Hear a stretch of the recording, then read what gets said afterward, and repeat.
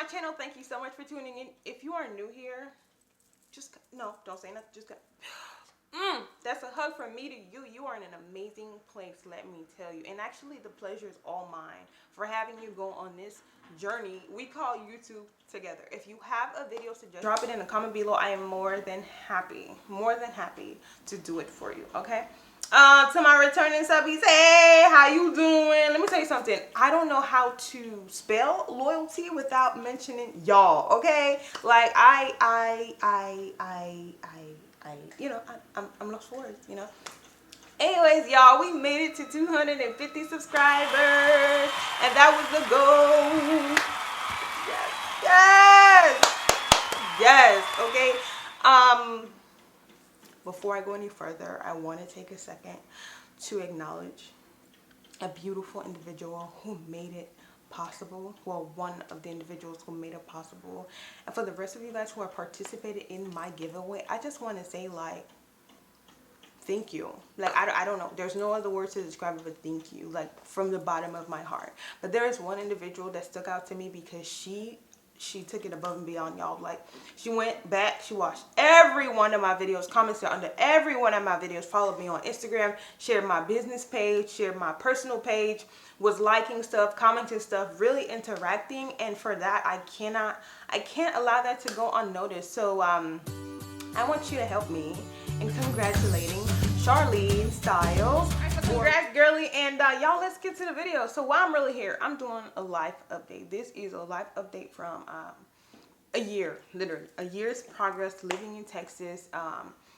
What I'm doing now, what I plan to do, and is it easier or harder? So a year update living in Texas. Y'all, I love it here. I absolutely love it here. But no one ever told me nothing about having to look out for tropical storms every 2 weeks. Like this right here is new to me. Okay, I really love Texas though because of the environment. I feel like it mimics me being in my country. I'm from Grenada, if you don't know, and it's so like leafy and warm and slow and family and what is it, a community. And I don't know, I just really love it. I get that Texas is in America, but it's just so beautiful, and it's like so in line with the Caribbean. Like in Texas you can have literally whatever you want.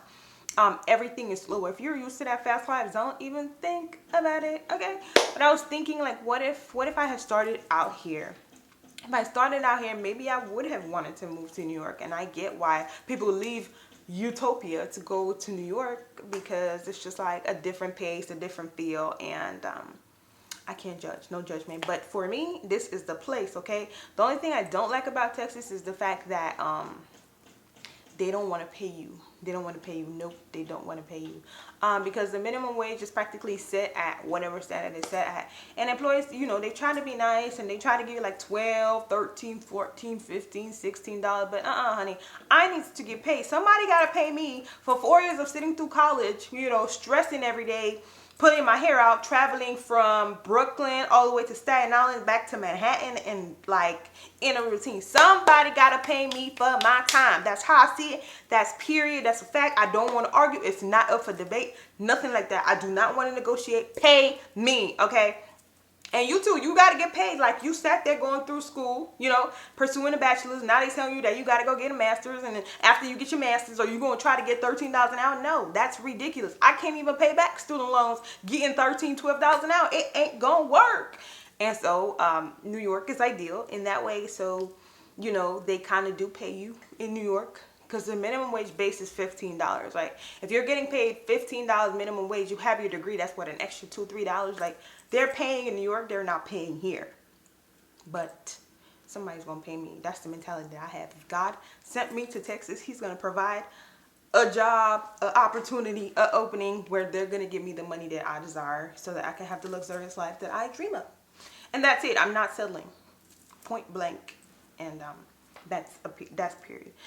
And that's the only thing that I've seen. Like, transportation, really, like, learning to drive is a necessity. Like, you cannot come to Texas without knowing how to drive, or at least getting here with the mindset that you're gonna have to learn, because you can't get anywhere without driving in Texas. You can take the metro. It's gonna take you 4 or 5 hours to get where you gotta go, and I'm pretty sure you, as well as I, don't have that kind of time. So That's the only thing. Honestly, I was so scared to drive because if you've seen like I got into an accident, story time, you would know that I was terrified as ever, like terrified to drive. And I was taking Ubers for the first couple months that I was here, but kind of got adjusted and, you know, started driving little by little, and now I whips it, baby. Yup. Actually, I don't even use the two hands all the time no more. I'll be like, oh, and when I get nice, I put my hand out the window. Yeah, you see me rolling. I don't ride dirty, y'all. I promise. But that's the only thing. But I love it here. I love it here. I love it here. I love it here. I ain't leaving. When it comes to the job market, though, I cannot lie. It's a little bit harder, especially if you have big dreams and big goals. Before you even, you know, get up to think that you're gonna move anywhere, just make sure that whatever you majoring in or whatever you want to get into, there is an industry for that where you're going. Texas is like the medical hub, I want to say, of the world. Not the world, I lied, maybe of America. It's the medical hub of America, and a lot of people here, they get into nursing, they get jobs at hospitals and things like that. That's what pays, and that's what they're known for. Like, their medical field is like, to date, I don't know nothing about, you know, the medical field. I changed my mind about that a long time ago, but make sure that there is a market or an industry for that where you're going. Otherwise, you're going to have a very hard time. Like me, I'm trying to find guidance on how to become an LPC. Literally, as I go, God is putting people in my path that can like break down the process for me. But for others, it might be a little bit more difficult. Simply because like you're new still. I've only been here for a year, so I really don't know much. I only know the people that I work with and Google, you know. And if you don't know what to Google, you're gonna find yourself Googling the wrong things, and you're gonna get the wrong answers. The wrong ideas gonna, before you know it, you're going down the wrong path, and you have to recalibrate, and it's a whole bunch of stuff that could be avoided. So formulate a plan, okay? As many of you know, in the beginning, it was really hard for me to find a job simply because I had my mindset on what I wanted to do. And it really didn't matter because I still had to go back to Walgreens, which I still am. But I'm leaving. I'm packing it up and I'm gone with the wind. It's not my destiny. It's not my dream. And I don't think anybody should retire at working at these stores where they slave you. And don't try to argue me because they do slave you. They slave you. They control what you eat, when you eat, how you spend your life. And can you fathom the fact asking someone for permission to go somewhere if you have to? Like, God forbid you have a death in the family, you have to literally put in time, ask, and people still be having the nerve to be a jerk to you. It's not my personal experience, but I've heard stories, and it doesn't make sense to me. So I guess what I'm trying to say is just formulate your plan, stick to it. It's gonna come to fruition. Of course, time to time you bring it to God and be like, hey, don't forget about this, you know. But that's that. In recent news, y'all, I used to pride myself on having a very, very strong and argumentative, also opinionated not fact, just idea on politics and American politics and foreign policy and, you know, diplomatic issues. And now I'm here to tell you that I get to put the purple paint. Y'all probably like, what is she talking about? I is a U.S. citizen, y'all. I'm still Grenadian. So don't come looking at me like I'm some kind of Yankee, because I'm not. But I get to put purple paint next to my political opinion. That right there is powerful. Did you know that our ancestors, I'm talking about us, our ancestors had to go through hell and back to the point where men got voting rights before women got voting rights? And then my sister said, we're not gonna go down like that because we have an opinion too. And they fought so that I can have the right to vote. For me to sit back talking about I ain't voting? No.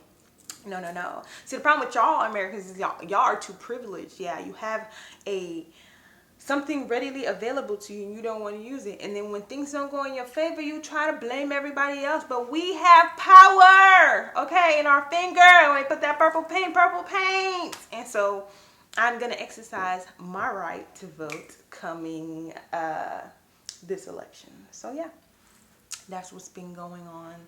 But I love it here. I absolutely love it here. And I don't want to talk too much on the topic of mental health because I'm going to get emotional on y'all. But just keep me in prayer. Everything will unfold in time. I want to thank you for tuning in, and I'm hoping to see you in my next video. Bye bye.